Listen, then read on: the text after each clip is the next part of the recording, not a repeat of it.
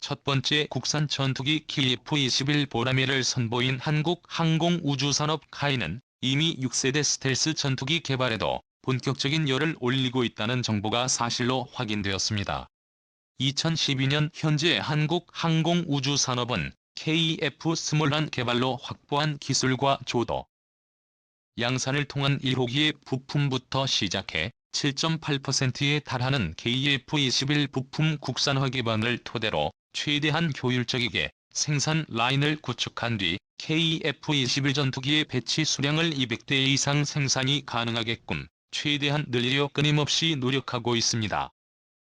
이처럼 한국이 독자적인 기술로 보유한 능동전차 배열 레이더와 전자광학 표적 추적 장비 적외선 추적 장비 통합전자 체계 등 주요 항전 장비를 포함하여 총 85종의 품목이 국산화 진행 중이거나 성공했죠. 한국은 차질 없이 KF-21 전투기의 전용 비행 임무 장비 소프트웨어와 60여 개의 품목을 직접 개발하고 있는데요. 그런데 2012년 세계 각국과의 경쟁에서 뒤처지지 않기 위해 6세대 스텔스기 개발을 준비해야 한다는 의견이 나오고 있습니다. KF-21 블로거는 내적 5세대 전투기로 분류됩니다. 내점 5세대란 차세대 전투기와 5세대 전투기 사이의 수준이라는 의미입니다. 내전 5세대 전투기를 제대로 이해하기 위해서는 전투기의 세대 구분에 대해 알고 있어야 하는데요. 4세대 전투기는 컴퓨터가 제어하는 고성능 레이더 시스템으로 거리 미사일을 발사합니다. 채널명 대고구려 제국.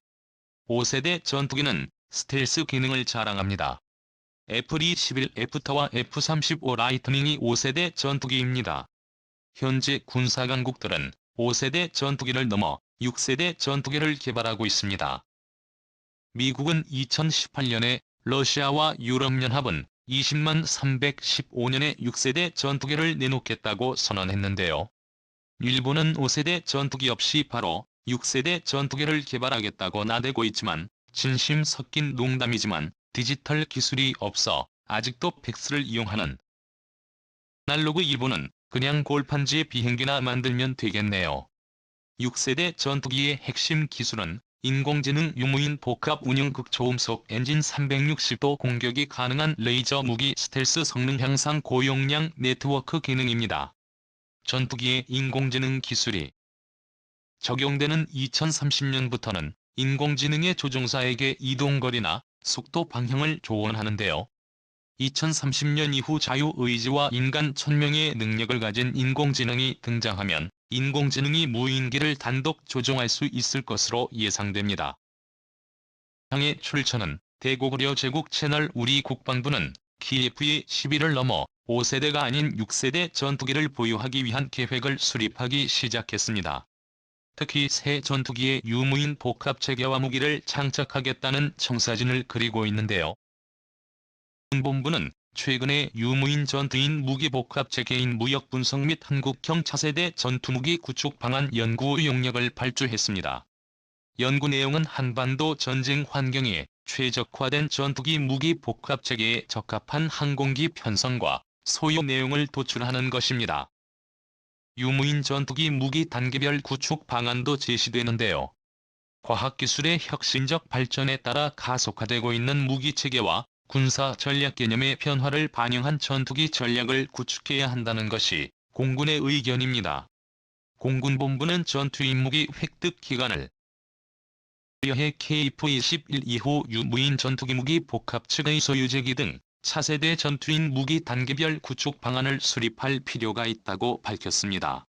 정상화 공공참모체제는 앞으로 등장할 6세대 전투기에는 유무인 복합체 운영 개념이 필수가 될 것으로 전망하고 하며 앞으로 유무인 전투기가 복합적으로 운용되면 전장 상황 인식에 우위를 점하고 우리 군 유인 전투기의 생존성을 높임으로써 공중수를 더욱 빠르게 확보하는 것은 물론 전승을 보장하는 강력한 힘이 될 것이라고 말했습니다.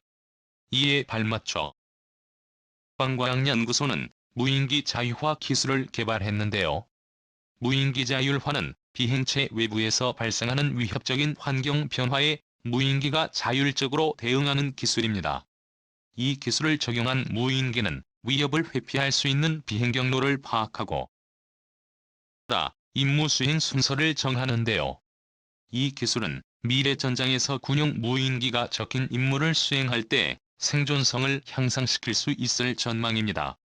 이 기술은 민간 분야에서 인공지능 기술을 접목한 자유로봇과 무인 항공교통수단에 적용될 수 있습니다. 향후 민간 도심 항공 모빌리티 등 무인 항공교통수단 상용화에 이 기술을 적용할 수 있다고 국방과학연구소는 설명했습니다. 대고구려 제국TV 국방과학연구소는 향후 군지평 무인기 복합체계 개발 등에도 항공전자통합시험실을 활용할 예정이라고 언급했습니다. 과거 듀오식 훈련기 개발 당시에는 해외 업체에 의존했던 품목들이 많이 존재했는데요. 이제는 절대 아닙니다. 한국형 항공전자통합실험실을 활용한 레이더 항전 장비의 통합시험식 구성품을 사전에 검증함으로써 실제 항공기로 수행하는 시험의 상당 부분을 비용과 위험을 낮추면서도 안전하게 진행하고 있습니다. 4차 산업기술로 손꼽히는 조종성 평가 시뮬레이터를 개발하여 비행 특성과 조종 안정성을 확인하고 있으며 비행 중 발생 가능한 결함 등을 사전에 발견해서 신뢰성을 높이고 있습니다. 2012년 무기체계에 대해 연구한 발표에 면 KF-21 전투기로 인한 생산 유발 효과는 무려 24조 원이고 기술 파급 효과는 49조 원으로 예상했는데요. 카이가 국방과학연구소와 1에서 2차 협력업체 고용 실적을 조사한 결과 지금까지 5년간 1만 명이 넘는 고용 창출 효과가 나타났으며 지난해 약 2,500여 명 신규 고용으로 실업률 완화에도 상당히 기여한 것으로 나타났습니다. 카이 관계자는 오는 2018년까지 취업 인발 효과는 12만 명 경제적인 효과는 2조 1천억 원 창출이 예상되고 있다며 KF-21이 본격적인 양산에 들어가면 10만 개의 일자리가 추가로 발생은 물론 5조 9천억 원에 달하는 부가가치가 창출될 전망이라고 말했습니다.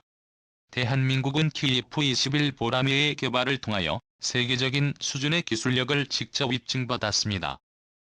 한편 정경배 국방부 국방정보본부 중령은 6세대 전투기 도입 전에 전력 공백 방지를 위해 극초음속 미사일 무기를 KF-21 전투기에 장착하는 등 단계적 전력 증강 사업이 필요하다고 말했습니다.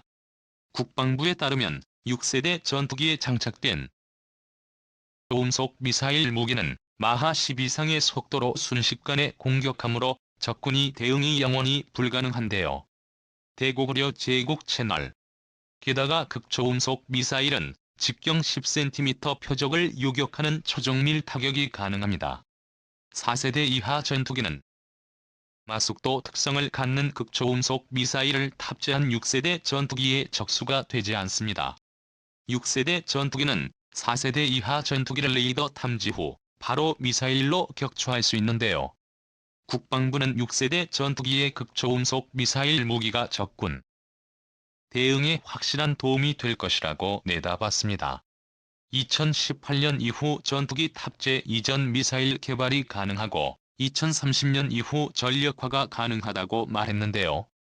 KF-21 개발을 완료하면 우리나라는 세계 8번째 초음속 전투기 독자 개발 국가가 될 전망입니다.